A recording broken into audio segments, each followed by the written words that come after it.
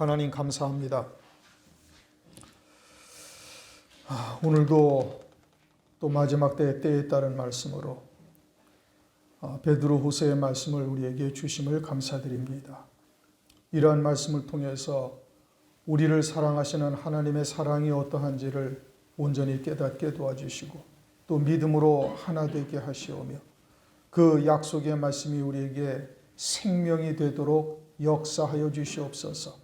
그러므로 오늘 말씀과 같이 세상을 능히 이기는 자가 되게 도와주시고 또 이러한 하나님의 이 부르심에 합당한 믿음의 자리에 굳게 설 수 있도록 인도하여 주시옵소서. 예수 그리스도 이름으로 감사하며 기도드립니다. 아멘. 네, 오늘 하나님께서 우리에게 주신 말씀은 베드로후서 1장 4절 이하의 말씀입니다. 하나님께서 베드로에게 보배롭고 지극히 큰 약속을 베드로에게 주셨고 베드로가 그 약속을 또한 증거해서 이 베드로후서를 1장 1절을 보면은 동일하게 보배로운 믿음을 우리와 같이 받은 자들에게 편지한다. 1장 1절에 그렇게 말씀을 하고 있죠. 그러니까 베드로가 이와 같은 하나님의 보배롭고 지극히 큰 약속을 받았고 그것이 그에게 생명이 되어 증거하게 되어지니까 그 복음으로서 낳은 자식들이 또 있으며 그들을 해산하기까지 수고하는 고통을 해산하는 수고를 통해서 그들로 하여금 동일하게 보배로운 믿음을 가진 형제들이 되었다. 이렇게 증거하고 있죠. 그리고는 이제 오늘날 우리들에게도 이 보배롭고 지극히 큰 약속을 우리에게 주신 거예요.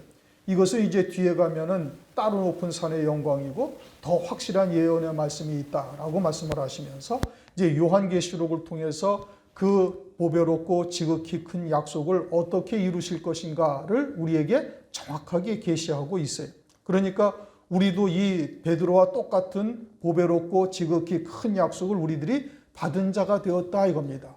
그러면 우리가 그와 같은 약속을 받은 자가 되어지면은 우리의 삶 가운데 어떠한 열매가 맺혀지는가? 세상을 이긴다 이거예요. 이로써 보배롭고 지극히 큰 약속을 우리에게 주사 이 약속으로 말미암아 너희로 정욕을 인하여 세상에서 썩어질 것을 피하여 신의 성품에 참여하는 자가 되게 하신다. 그러니까 우리가 이와 같은 보배로운 약속을 지금 우리는 다 똑같이 들었죠. 똑같이 다 들었어요. 그리고 그 말씀이 내게 생명이 되어지고 그 약속의 말씀을 믿는 믿음으로 사는 자가 되어졌으면 어떠한 열매들이 맺힌다고요? 세상을 능히 이기는 자가 되는 거예요. 정욕을 피하여 세상에 썩어질 것에 미혹당하지 아니하는 자로 그 삶의 열매가 나타나게 되어지는 거예요. 그리고 그 삶의 열매가 나타나면서 또 이제 5절, 6절, 7절에서 이제 계속해서 믿음의 열매들이 더 맺혀지죠. 믿음의 열매들이 더 맺혀져서 결국은 어떠한 열매가 맺혀져요? 사랑의 열매가 맺혀지게 되어진다. 그 사랑이라는 것은 하나님의 사랑이요, 진리의 사랑이요, 영원한 사랑을 의미하는 거예요. 육신적인 사랑이요, 세상에서의 사랑을 말하는 것이 아니다 이겁니다. 그 사랑을 궁극적으로 우리에게 아주 구체적으로 보여주신 것이 예수 그리스도시에요. 예수 그리스도께서 우리를 사랑하사 자기 몸을 희생하셔서 희생제물이 되셨죠. 그리고는 그 사랑을 우리가 온전히 깨닫는 자가 되어지면 우리도 형제를 위해서 자기의 목숨을 버릴 수 있는 자리에까지 이르게 될 수 있음을 말씀하고 있는 거예요. 예수님은 내가 곧 길이요 진리요 생명이라 말씀하셨으니 주님이 걸어가신 그 길을 그대로 뒤쫓아갈 수 있도록 은혜를 베풀어 주시는 거예요. 그것을 위해서는 이와 같은 믿음의 덕의 절제를, 지식의 절제를 하면서 쭉 8가지 열매를 이제 5절부터 7절까지 말씀하여 이와 같은 것을 열매를 맺기 위해서는 어떻게 되는가? 예수 그리스도를 알기에 게으르지 말라 이겁니다. 그러니까 예수 그리스도가 누구신지 그분이 이 땅에 오셔서 행하신 일이 무엇인지 또 무엇을 위하여 그와 같은 십자가의 고난과 부활 또는 승천 하나님 보좌 우편 영광 중에 앉으셔서 우리에게 보여주시는 것이 무엇이냐 이것을 구체적으로 정확하게 아는 자가 되어지면 자연스럽게 이와 같은 영생의 열매들이 맺혀지게 되어진다. 그렇게 되면 어떻게 된다? 그렇게 되어지면은 아주 열매가 풍성한 자가 되어지고 이와 같은 영광의 자리에 능히 이룰 수 있는 자가 된다. 오늘날 우리에게도 베드로에게 주신 이와 같은 약속을 우리에게도 주신 거예요. 그러니까 이와 같은 약속이 구체적으로 무엇인가? 또 그와 같은 약속을 받은 자에게 어떠한 영생의 열매가 나타나는가를 우리가 말씀을 통해서 잘 깨달아야 되는 것이죠. 이제 아직은 제가 보기에도 이와 같은 온전한 열매가 맺혀지지는 않고 있으니까 이러한 말씀을 하나님께서 주신 것이고, 이 말씀을 우리가 믿음으로 받고 이와 같은 영생의 열매가 맺혀질 수 있는 자 될 수 있기를 바랍니다.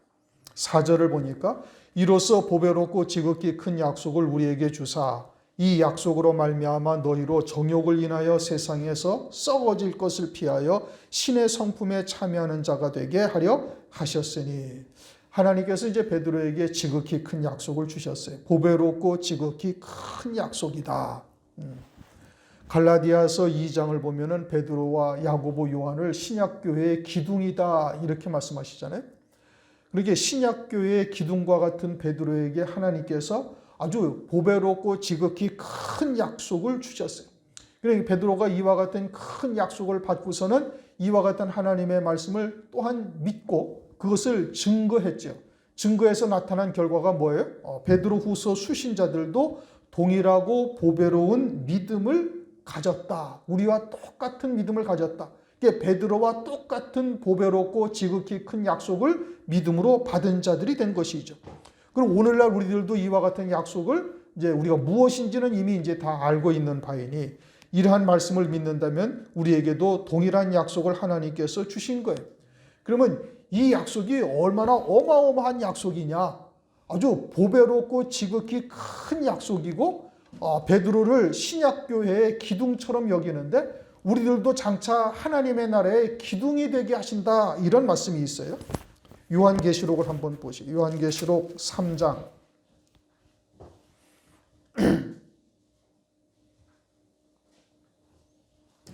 요한계시록 잠깐만요. 신약교회의 기둥이 되게 하실 것을 하나님께서 말씀을 하시는데,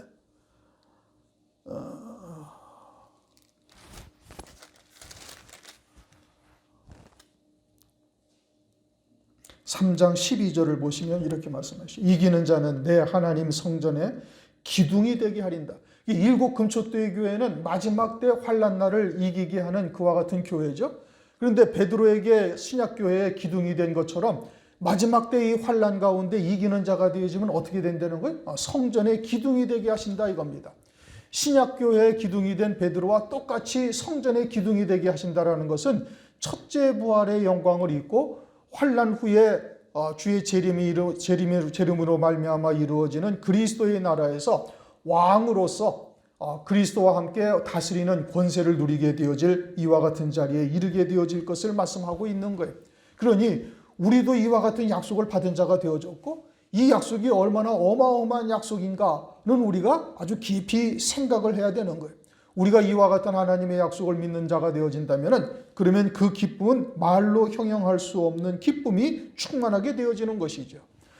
과연 우리가 그러한 기쁨으로 살고 있는가? 이것은 우리 스스로를 돌아봐야 되는 겁니다. 하나님께서는 베드로에게와 같은 동일한 약속을 우리에게도 주셨으니 우리가 과연 진정 믿음으로 받은 자라면 이것은 아주 흥분되는 일이고 아주 어마어마하게 아주 기쁨이 충만할 수밖에 없는 이와 같은 하나님의 약속인 것이죠. 결혼을 할 때 이제 가장 신부들이 받고 싶은 선물이 다이아몬드 반지잖아요. 뭐 요즘은 어떻게 바뀌었는지는 모르지만 예전부터 지금까지 결혼을 할 때 가장 귀한 것으로 신부에게 줄 때 다이아몬드 반지를 줘요. 여러분 다이아몬드가 가격이 얼마씩 하는지 아십니까? 10캐럿 다이아몬드 값이 얼마인지 아세요? 뭐 10캐럿은 고사하고 한 5캐럿 정도의 다이아몬드면 얼마쯤 할 것인가? 수십억을 합니다. 5캐럿짜리 다이아몬드가 뭐 푸른색 물방울 다이아몬드 같은 것은 뭐 몇십억씩 해요. 그렇게 10캐럿짜리면 그것이 기하급수적으로 올라가거든요. 가격을 매길 수가 없어요. 그냥 부르는 게 값이에요. 그러니 만약에 5캐럿 정도의 다이아몬드만 이제 결혼식 때 주기로 약속을 하면 어마어마한 기쁨이 신부에게 충만할 거 아니겠어요? 그런데 이 하나님께서 베드로에게 약속하신 이 보배롭고 지극히 큰 약속이라는 것은 세상에서의 그와 같은 수십억씩 하는 다이아몬드보다도 더 어마어마한 하나님의 약속이다 이겁니다. 더 큰 하나님의 은혜요 선물이 되는 것이에요. 그러니 세상의 것으로 감히 비교조차 할 수 없는 이 첫째 부활의 영광, 성전의 기둥이 된다는 이와 같은 약속, 이것이 보배롭고 지극히 큰 약속인 것이에요. 베드로는 이것을 마태복음 17장, 지금 베드로후서를 한번 보실까요? 베드로후서 18절, 1장 18절을 보시면은 이 소리는 우리가 저와 함께 거룩한 산에 있을 때 하늘로서 나옴으로 들은 것이라. 이 거룩한 산에 있었을 때라는 것은 언제를 말하는 것이죠? 마태복음 17장 1절, 엿새 후에 따로 높은 산에서 변화된 주님의 모습을 베드로, 야고보, 요한이 본 거예요. 그러면 주님께서 부활의 영광을 제자들에게 보여주시는 이유는 뭐예요? 그들에게 이와 같은 영광이 예비되어져 있다는 것을 알려주신 거예요. 무슨 주님이 자랑하고 싶어서 보여주신 거 아니잖아요. 주님은 그렇게 하셔야 할 이유가 하나도 없어요. 그냥 홀로 영화로우시고 자충족하시는 분이에요. 영광이 충만하시다 이겁니다. 그것을 베드로, 야고보, 요한에게 과시하셔가지고 그들이 주님이 대단하십니다. 무슨 이런 영광을 찬송하는 이와 같은 소리를 듣고 싶어서 주님이 보여주신 거 아니거든요. 그것을 보여주신 뜻은 뭐죠? 베드로, 야고보, 요한에게 이와 같은 영광이 예비되어져 있다는 것을 보여준 거예요. 그래서 베드로가 그것을 딱 깨달은 거예요. 그래서 우리가 저와 함께 거룩한 산에 있을 때 하늘에서 나옴을 들은 것이라. 그에 더해서 19절, 또 우리에게 더 확실한 예언이 있어 어두운 데 비추는 등불과 같다. 우리에게는 그보다도 더 확실한 예언의 말씀이 있다는 것은 어떤 것이죠? 요한계시록의 말씀이에요.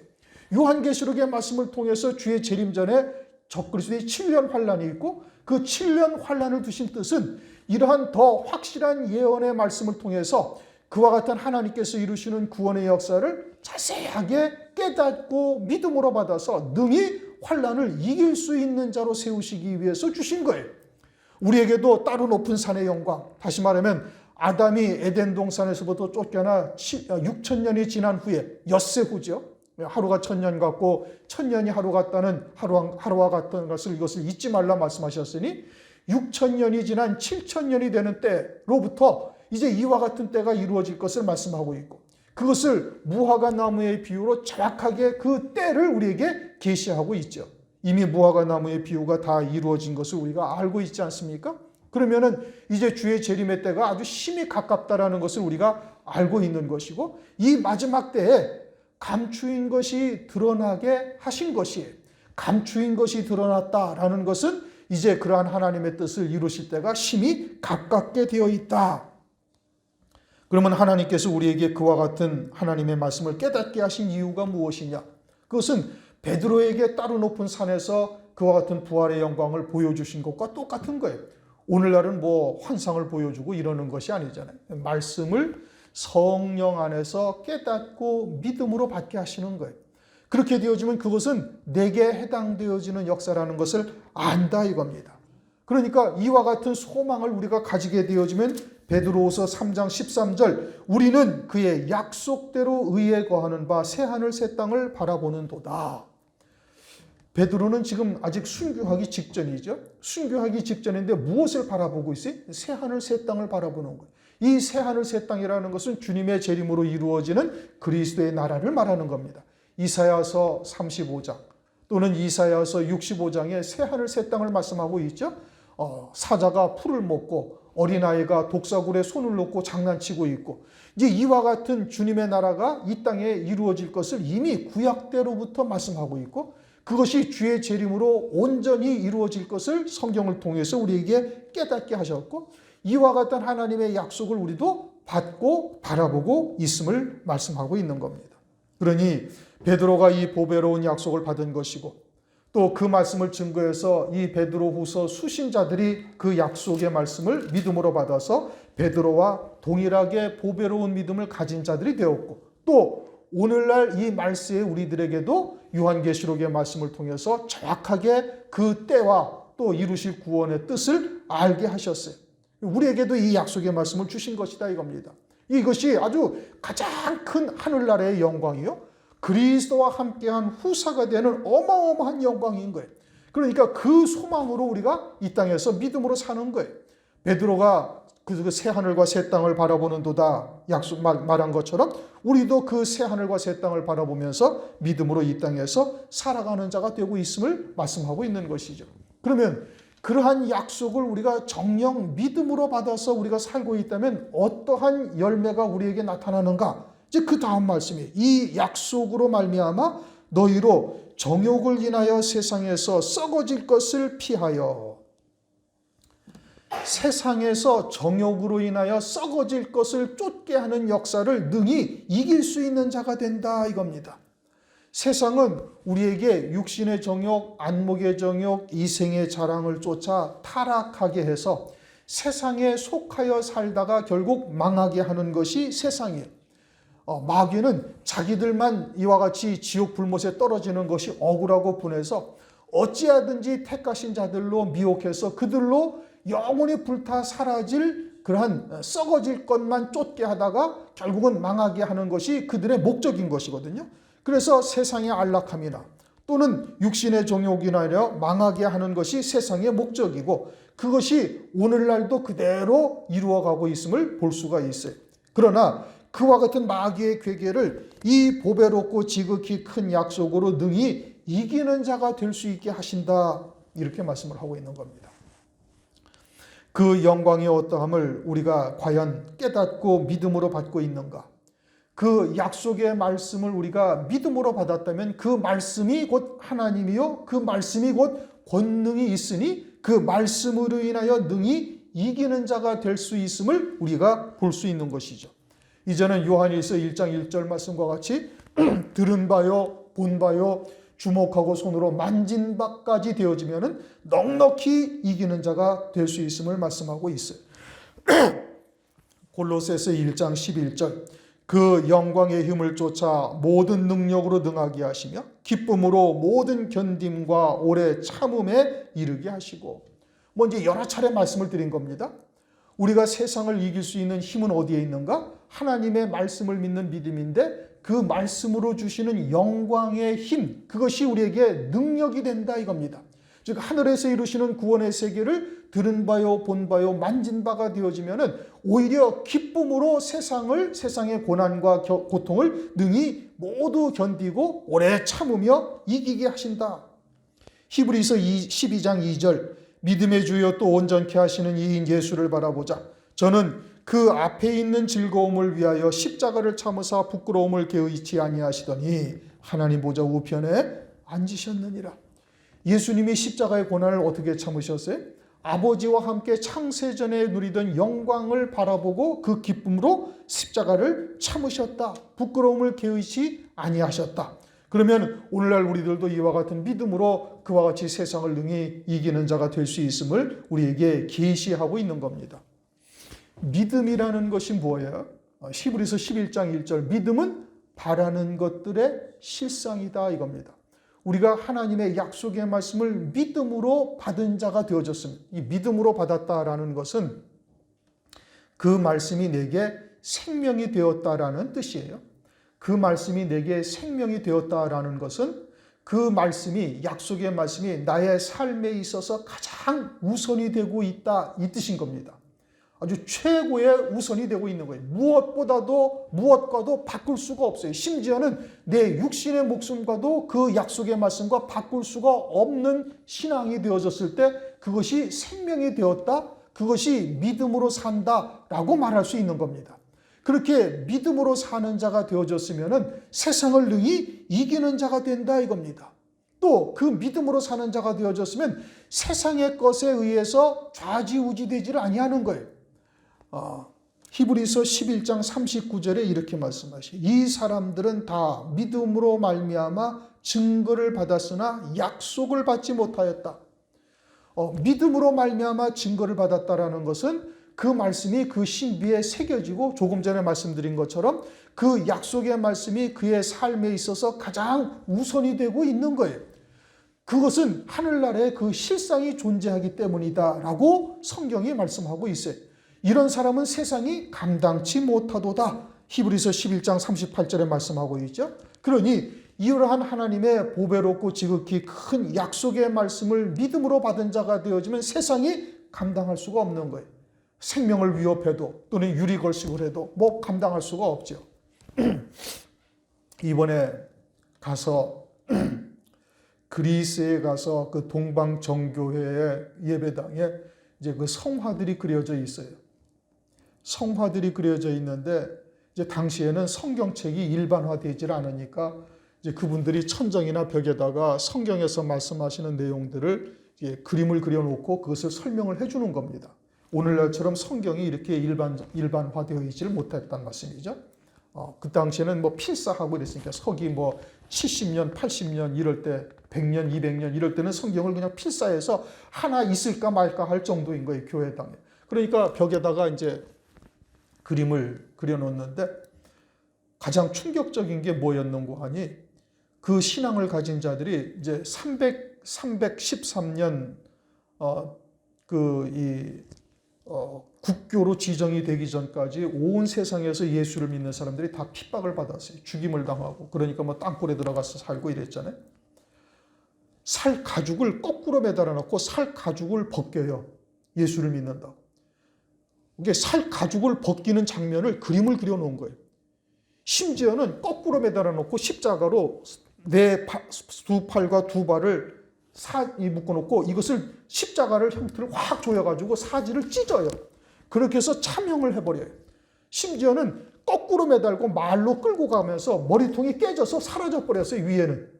그리고 머리통이 없는 시체를 그냥 끌고 가는 장면을 거기 벽에다가 그려놨더라는 나온 거예요. 그러니까 그와 같이 믿음의 조상들이 순교, 막 그 극한의 고통을 받으면서도 신앙의 정절을 지킨 장면들이 그냥 그대로 적나라하게 그림으로 그려놓고 있는 거예요. 그러니 얼마나 어마어마한 고통을 당했어요? 그런데도 그들이 그 신앙을 지키고 이긴 거예요. 무엇 때문에 그랬을까요? 이와 같이 아주 지극히 큰 약속, 보배롭고 지극히 큰 약속이 믿음으로 자리를 딱 한 거예요. 그러니까 그와 같은 고난의 때에도 능히 이길 수 있는 믿음을 하나님께서 주셨다 이겁니다.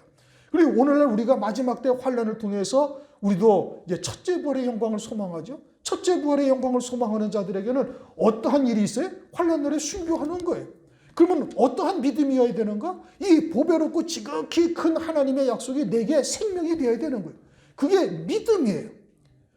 그것을 믿음이라고 하는 거예요. 오늘날 믿음이라는 단어가 세속화되어져서 그냥 교회만 다니면 다 믿음이라고 얘기를 해요. 교회만 다니면서 그저 조그만 헌신하면 다 믿음이 있다, 믿음이 좋다 얘기를 해요. 거기다 사람의 성격이 좀 온유하고 그래서 뭐 이런 사람 저런 사람의 시시비비에 말려들지 아니하고 그런 것에 좀 중용의 위치를 지키면서 좀 부드럽게 이렇게 온유한 마음을 가진 자들이었으면 믿음이 좋다라고 해요. 그건 믿음이 아닙니다, 여러분.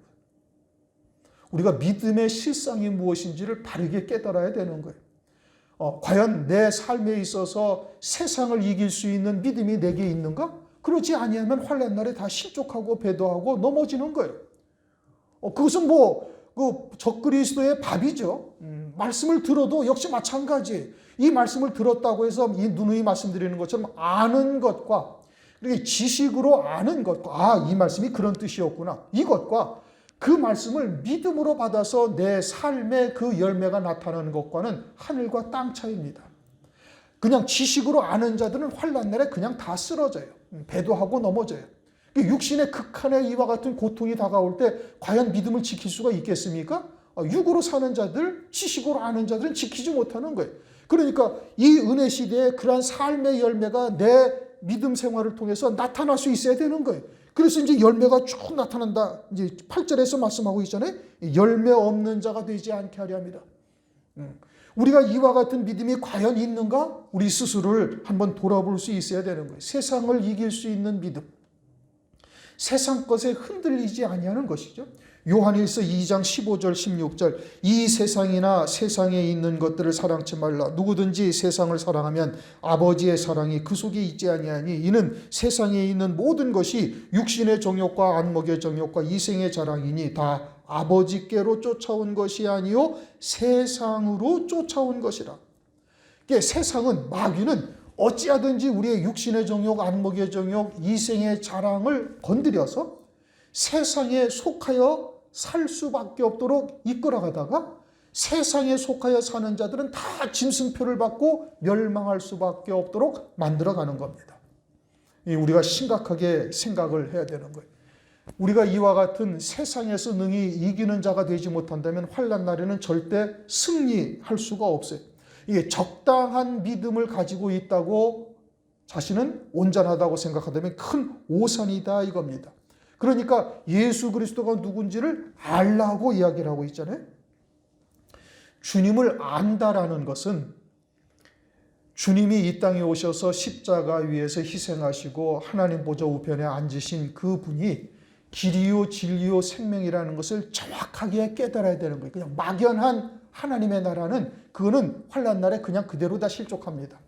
이제는 하나님의 말씀이 우리에게 완전히 생명이 되어지고 이제는 그 말씀을 인하여 자신의 모든 것을 던질 수 있는 자리에까지 이룰 수 있어야 되는 거예요. 그래야 세상을 이기는 거예요. 그것이 그 신앙만이 세상을 이기고 육신의 정욕, 안목의 정욕, 이생의 자랑에 미혹당하지 아니하는 것이.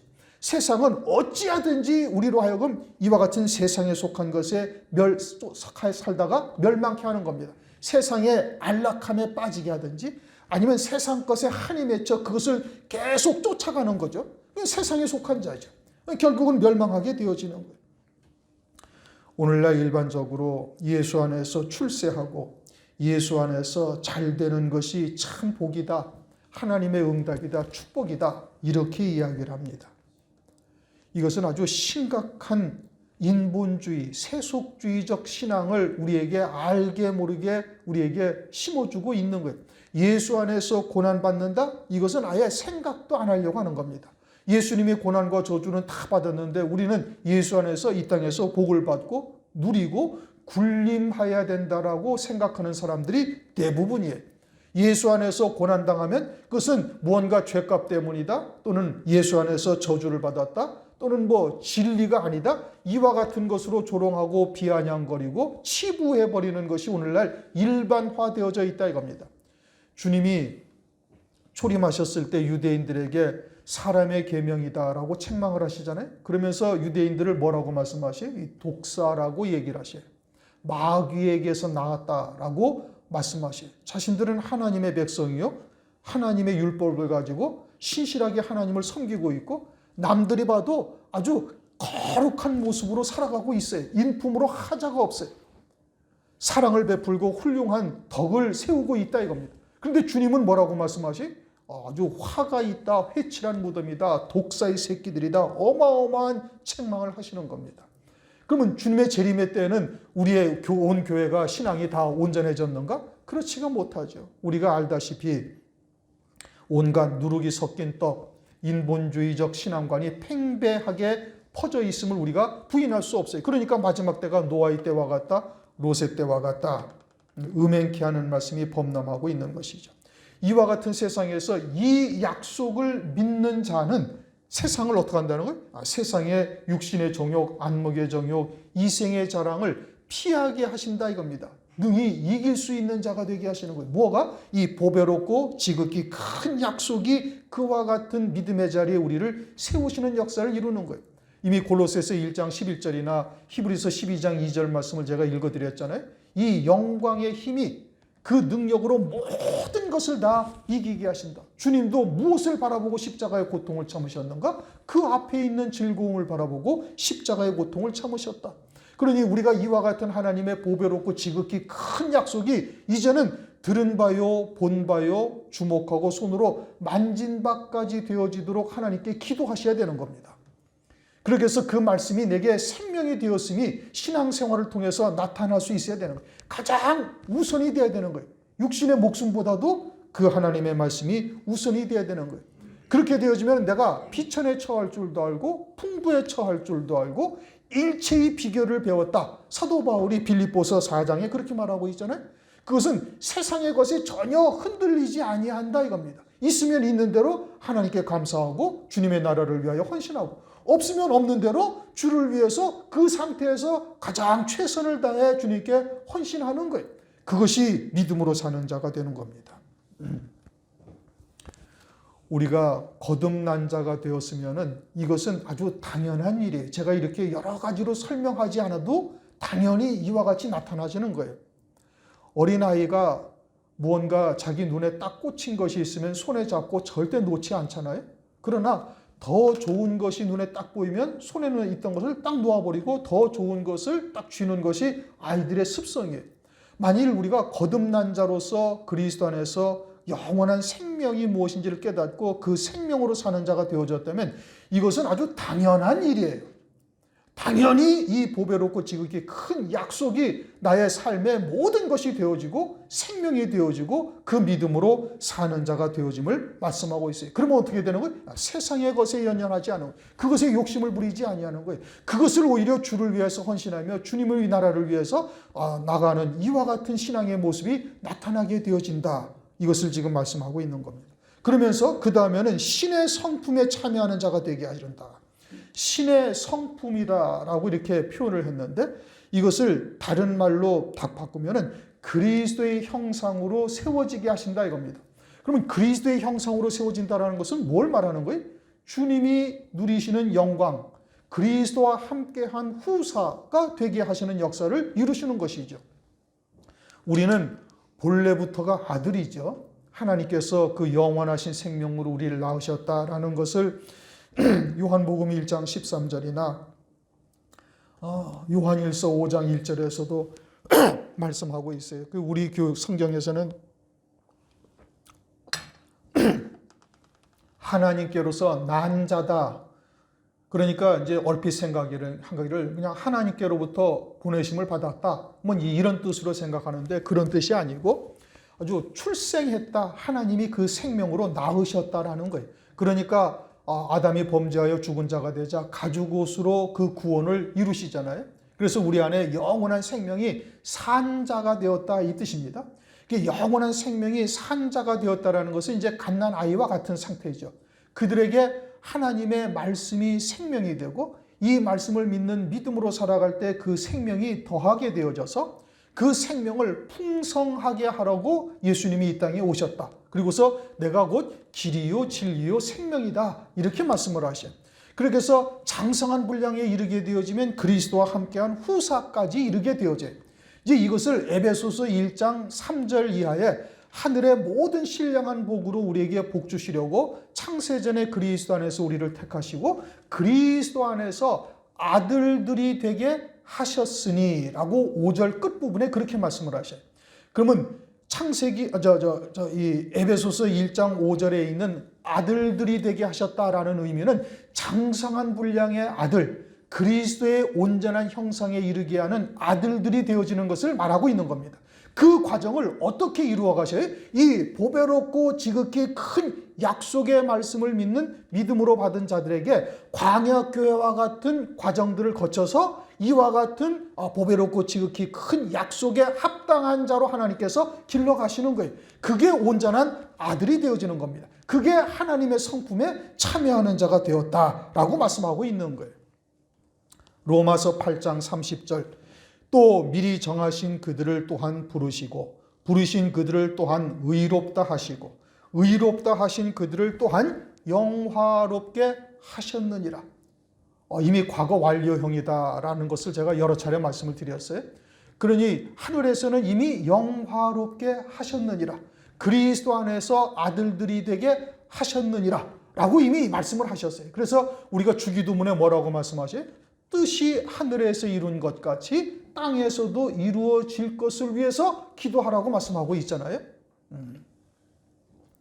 겟세마네 동산에서 주님이 제자들에게 마태복음 26장을 보면 그렇게 말씀하셔요. 마음에는 원이로되 육신이 약하도다. 마음이 아니라 영을 말하는 것이고 너희들의 영은 이미 준비되어져 있으나 육신으로 인하여 약하다라고 제자들을 책망하고 계시는 거예요. 우리도 이와 같은 자리에 들어서서는 아니 되죠. 하나님의 뜻이 무엇인지 하나님의 사랑이 무엇인지 우리가 깨닫고 있다면 그러면은 이와 같은 믿음의 결단을 하고 이제는 세상의 것에서 능히 이기는 자, 믿음으로 승리하는 자의 자리에 딱 들어서야 되는 겁니다. 하나님께서 우리에게 이 보배롭고 지극히 큰 약속을 우리에게도 동일하게 주셨어요. 더 구체적으로 요한계시록의 말씀을 통해서 자세하게 알게 하셨어요. 그 이유는 뭐냐? 우리들에게도 이와 같은 약속이 예비되어져 있음을 말하는 것이죠. 그 약속을 믿는 믿음으로 사는 자가 되어지면 어떠한 일이 벌어져요? 세상을 능히 이기는 자가 되는 거예요. 세상의 것에 흔들리지 아니하는 거예요. 심지어는 자기의 육신의 목숨도 이제는 버릴 권세로 버릴 수 있는 자가 되어지는 거예요. 그와 같은 믿음에 이른 자가 되어지면 하나님의 성품 그리스도의 형상으로 온전히 세워진 자요, 그 예비하신 영광에 합당한 자로 선자가 되었다라는 증거가 되어지는 겁니다. 우리의 조상들은 그 믿음을 받고 살면서 그 믿음의 실상이 자기에게 현실적으로 다가오지 아니하여도 끝까지 신앙을 지킨 거예요. 그렇게 순교한 것이죠. 어마어마한 아주 극한의 고통을 받으면서도 이겨나간 거예요. 그것이 단순한 어떤 지식으로 있는 것이 아니라 온전한 믿음으로 사는 자가 되어지니 넉넉히 이길 수 있는 믿음으로 그들을 하나님께서 붙들어 가시고 그 증거를 우리들이 목도하고 있다 이겁니다. 우리의 조상들의 걸어간 그 믿음의 길을 히브리서 11장에서 쭉 말씀하고 있잖아요. 그래서 더 좋은 부활을 위하여 악형을 받되 구차히 면하지 아니하시며, 저는 그 피부를 칼로 베끼는 장면을 처음 봤어요. 그렇게까지 순교했다는 얘기는 들은지를 못했는데 이번에 가서 그리스에 있는 그 정교의 그 벽화를 보고서 그 조상들이 이와 같은 믿음을 지키면서까지 승리를 하였구나라는 것을 아주 절감하고 온 겁니다. 5절, 이제 4절 내용이 무엇인지를 충분히 이해하셨습니까? 우리들에게도 이와 같은 보배롭고 지극히 큰 약속을 주셨고 그 약속을 믿는 자는 세상이 감당치 못할 믿음의 자리에 서게 되어지는데, 그러한 자들은 그리스도의 형상으로 하나님께서 온전히 세우시는 은혜를 베풀어 주신다, 이런 뜻입니다. 5절, 이러므로 너희가 더욱 힘써 너희 믿음의 덕을 덕의 지식을 지식의 절제를 절제의 인내를 인내의 경건을 경건의 형제 우애를 형제 우애의 사랑을 공급하라. 이거는 다음 주에 다시 이제 구체적으로 하는데, 가장 기본이 뭐예요? 믿음이죠. 이 믿음은 일반적으로 말하는 그 믿음이 아니라 베드로의 믿음을 의미합니다. 베드로가 쓴 글이잖아요. 베드로가 이 당시에 그 믿음이 어떠했는가? 이것은 사도행전 12장을 보면은 사도행전 12장에 야고보 선지자가 사도 중에 제일 먼저 순교해요. 이제 야고보 선지자로서는 완전한 믿음에 이른 것이죠. 그리고 이제 베드로도 잡아다가 감옥에 가다 놓았습니다. 헤로드 왕이. 그래서 이제 내일이면은 목이 참수당할 이와 같은 환경인데, 그런데 베드로가 그때 어떻게 아주 꿀잠을 자고 있어요. 그래서 천사가 와서 발로 옆구리를 쳐서 깨울 정도로 꿀잠을 자고 있다 이겁니다. 그것은 베드로가 안식하고 있다 이 뜻이죠. 이제 주님 안에서 영원한 평강을 누리면서 주님 안에서 이제는 그 첫째 부활의 영광, 따로 높은 산의 영광을 보여주신 그 영광에 입히실 날을 바라보면서 이제는 기뻐하며 낙원에 있을 것을 생각하고 편안하게 잠을 자고 있는 거예요. 그러니까 베드로는 순교의 신앙을 넘어섰다 이 뜻인 겁니다. 그러니까 목숨을 빼앗아 가든 다시 붙여놓든 그것에 이제 전혀 상관이 없는 자가 되어진 거예요. 이제 뛰어넘은 거죠. 초월된 거예요. 육신의 목숨이 이제 요단강을 건넌 자로서 딱 살아가고 있는 거예요. 이것이 베드로가 말하는 믿음이에요. 그 믿음의 덕의 절제를 쭉 이어가서 마지막에 어떠한 무엇이 남아요? 이제 사랑이 결국은 남는 거예요. 그러니까 우리가 예수 그리스도를 더 깊이 알고 체험하고 겪어가면서 우리가 믿음이 이와 같은 안식하는 믿음, 순교의 신앙을 넘어선 믿음에서부터 쭉 열매를 맺어 자라가게 되어지면 어디까지 가게 되어지는가? 형제 우애를 넘어서 사랑에까지 이르는 것이고, 그 사랑의 결정체는 뭐냐? 예수 그리스도가 이 땅에 오셔서 희생하신 거예요.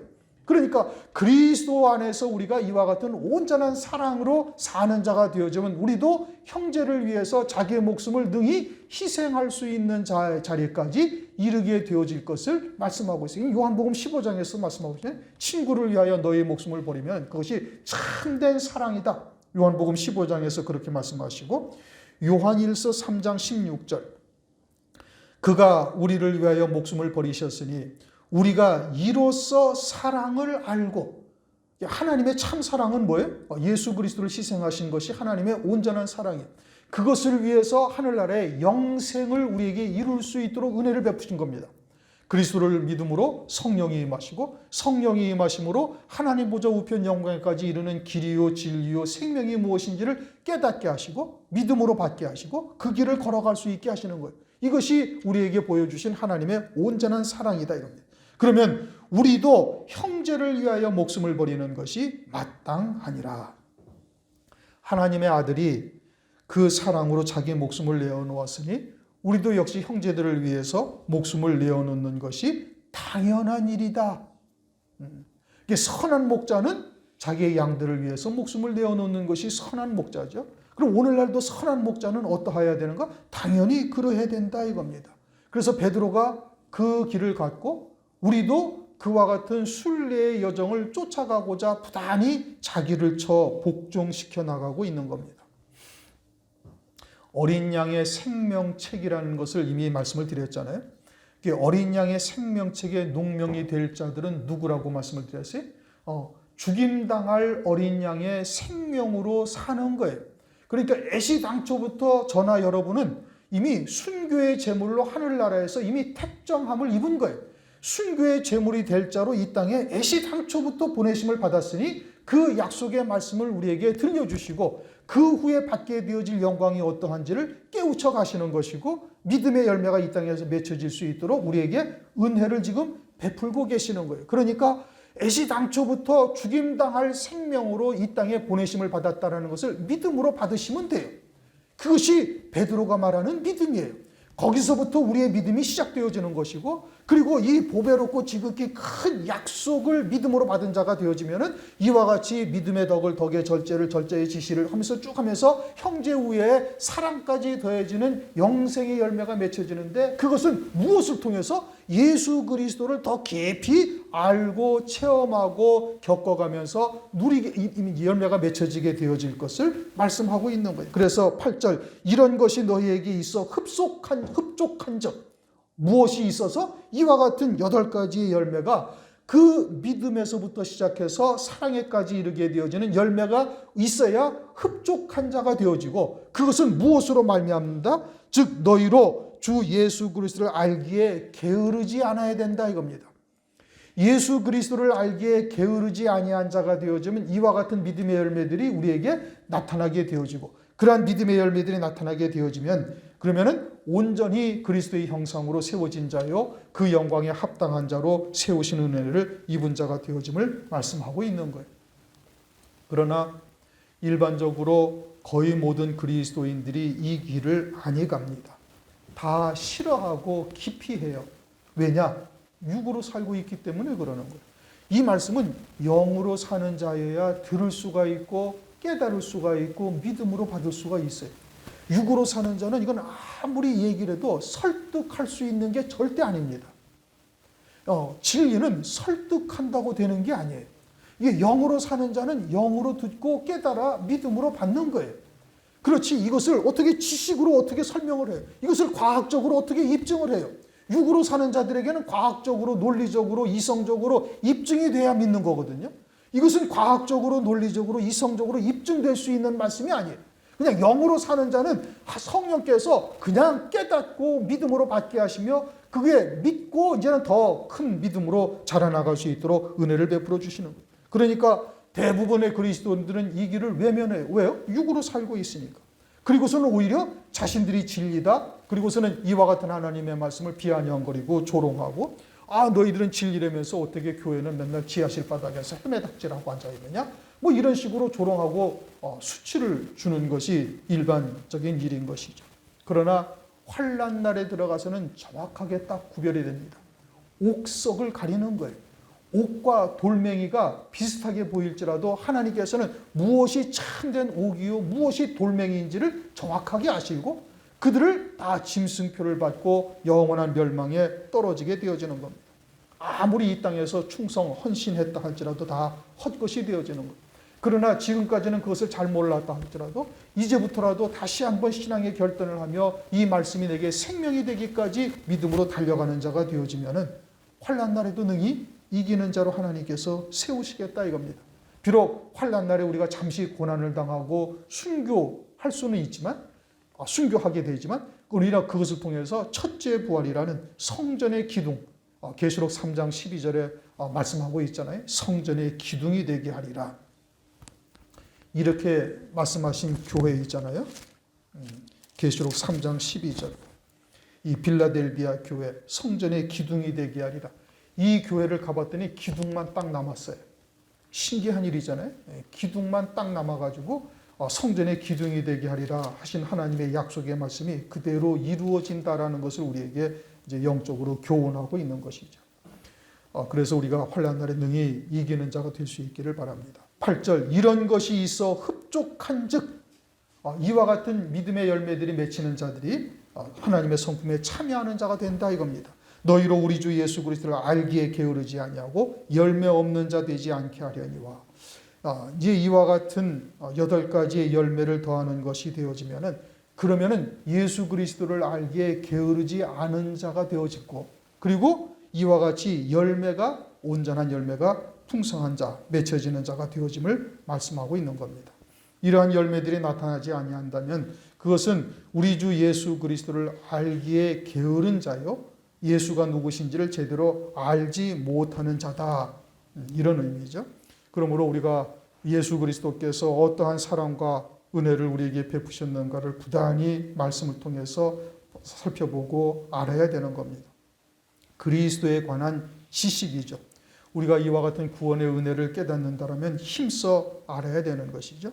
그런데 이제 일반적으로 이러한 말씀을 들어도 시간이 지나고 오래되면 타성에 젖기도 하고 예배의 감격 또는 하나님의 말씀에 대한 기쁨이 무뎌지기도 합니다. 그건 자기의 신앙이 육신으로 많이 치우쳐져 있다 이 뜻이. 요한계시록을 우리가 이미 상고한 바처럼 계시록 22장을 가면 보좌에서 흘러나오는 생명수 강가, 수정 같은 생명수 강가에 생명나무가 달마다 과실을 맺는다라고 말씀하고 있잖아요. 그 달마다 과실을 맺는다라는 것이 하늘나라의 신비로움이죠. 하늘나라는 지루할 틈이 없다 이거예요. 이게 날마다 기쁨이 더 충만해지는 거예요. 달이 갈수록 날이 갈수록 기쁨이 더 충만해지는 거예요. 마찬가지로 우리가 성령 안에서 영에 속한 자가 되어져서 믿음으로 살아가려면 우리 이 땅에서도 날마다 달마다 그 기쁨이 더욱더 충만해져 가는 것입니다. 영의 세계는 날마다 새로워지는 것이에요. 하나님 나라에서의 구원이 그러하듯이 오늘날 이 땅에서도 우리가 그것을 믿음으로 누릴 수가 있는 겁니다. 하나님의 말씀을 깨닫는 기쁨으로 더 충만해져 가고 그 기쁨이 아주 넘치게 되어지는 것입니다. 그것이 이제 입술을 열어서 증거하게 되어지는 것이죠. 그와 같은 하나님의 나라를 체험한 자는 게으를 수가 없는 것이죠. 그래서 영생의 열매를 맺는 자가 되는 것입니다. 그래서 그리스도의 형상으로 온전히 세워지는 은총을 입게 되어지는 겁니다. 먼저는 우리가 이와 같은 보배롭고 지극히 큰 약속을 받은 자다. 그것을 아주 구체적으로 우리에게 말씀하고 계십니다. 그것을 우리가 믿음으로 받은 자가 되어지면 세상에 속하지 아니하고 세상을 능히 이기는 자가 되어지고 있음을 나타내고 말씀하고 있죠. 그것은 결국은 무엇을 말하는가?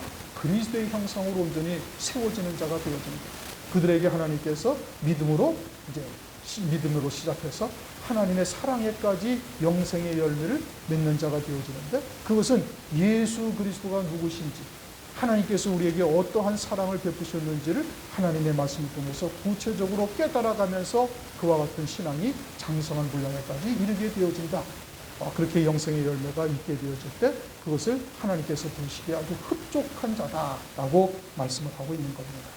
이 말세를 사는 우리들이 이제 이와 같은 말씀을 쫓아서 우리가 온전한 믿음의 열매, 하나님의 사랑의 열매까지 온전히 나타낼 수 있기를 주의 이름으로 축원합니다. 기도하겠습니다. 하나님 아버지 감사합니다. 오늘 베드로후서 말씀을 통해서 보배롭고 지극히 큰 약속을 우리들에게도 주셨고 이 약속을 믿음으로 받은 자가 되어지는 세상에 속하지 아니하며 능히 이기는 자가 될 뿐 아니라 영생의 열매를 맺어 온전한 그리스도의 형상으로 세워지는 은혜를 베푸심을 감사를 드립니다. 우리가 때로는 부족한 부분들이 있다 할지라도 이처럼 말씀을 통해서 다시 한번 깨닫고 돌이키고 그리고 결단하는 자 되게 하셔서 능히 이와 같은 믿음의 자리에 굳게 설 수 있도록 역사하여 주시옵소서.